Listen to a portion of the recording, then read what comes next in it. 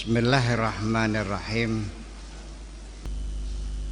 Bahwa sesungguhnya ini manusia itu tidak pernah sakit.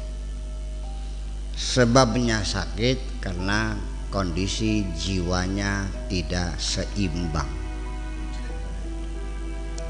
Karena negara kita saja seperti Indonesia, tidak seperti Amerika Inggris ya, di sana CIA-nya ya kan, tentaranya, armadanya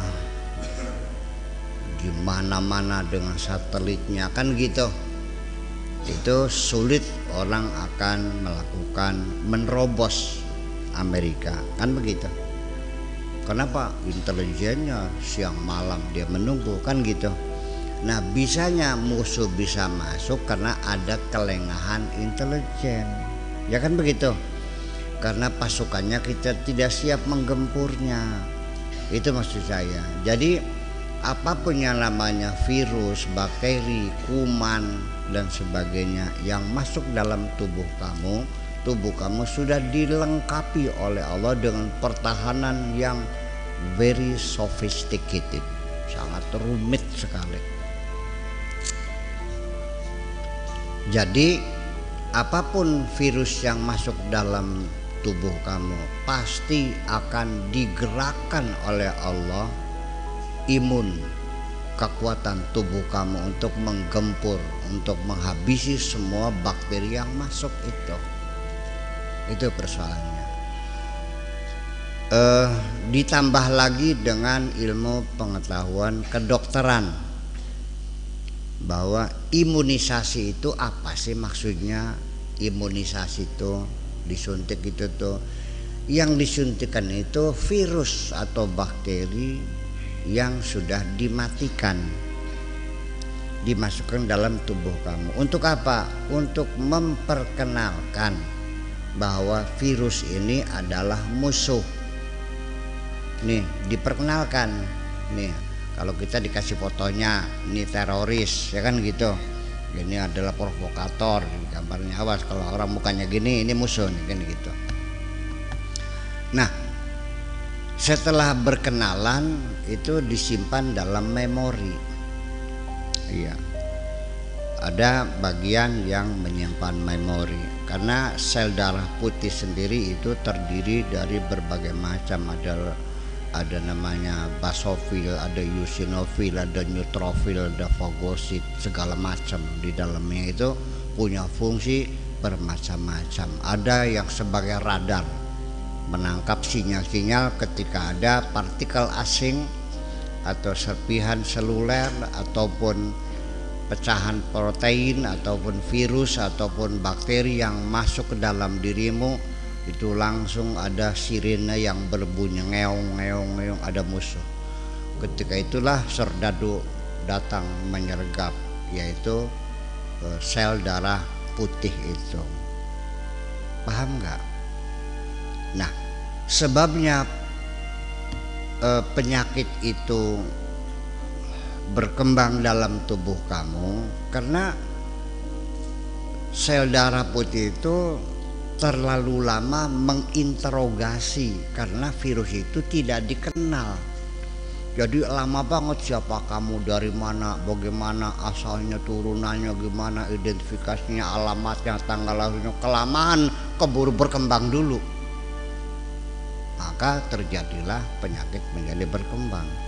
Tapi kalau sudah diimunisasi, sudah tidak ada interogasi terlalu lama karena sudah ada database-nya, ada rekamannya, nongol langsung hantam saja, tangkap langsung gebukin. Itu cara sistem pertahanan dalam tubuhmu luar biasa.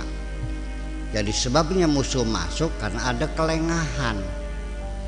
Kelengahan disebabkan karena dalam dirimu tidak ada kondusivitas.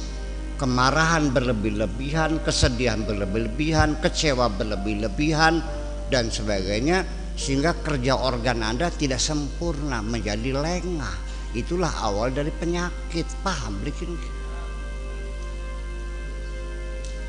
Itu aja persoalannya. Maka harus dijaga jiwa yang stabil, hati yang tenang, otak yang cerdas, iya kan? Kemudian juga kita pola hidup yang sehat, jangan berlebihan. Kan ada aturan kulu wasrabu wala tusrifu. Silakan makan, silakan minum, tapi jangan berlebihan. Ya, jadi itu penyakit-penyakit degeneratif itu akibat karena kita pola hidup yang tidak benar. Makan terlalu banyak, wong bakal mangannya kaken gelis mati. Iya. Mobil kamu apa Avanza ya, olinya berapa liter isinya? 4 liter. Oke, 4 liter. Kamu isi 8 liter masuk, apakah itu lebih baik? Tidak, karena saking penuhnya oli sehingga kompresor itu menekan pop, akhirnya banyak sel-sel, banyak packing yang pada kebocoran. Akhirnya mesin itu menjadi kotor, olinya pada keluar. Nah, itulah awal daripada penyakit-penyakit degeneratif itu, karena banyak sensor-sensor dalam tubuh kamu yang pada bocor, yang sudah tidak berfungsi. Itu semuanya makanan yang masuk diolah, dicerna, ada mesin katalis di dalam tubuh kamu itu memisahkan mana protein, mana vitamin, mana ini, semuanya ada.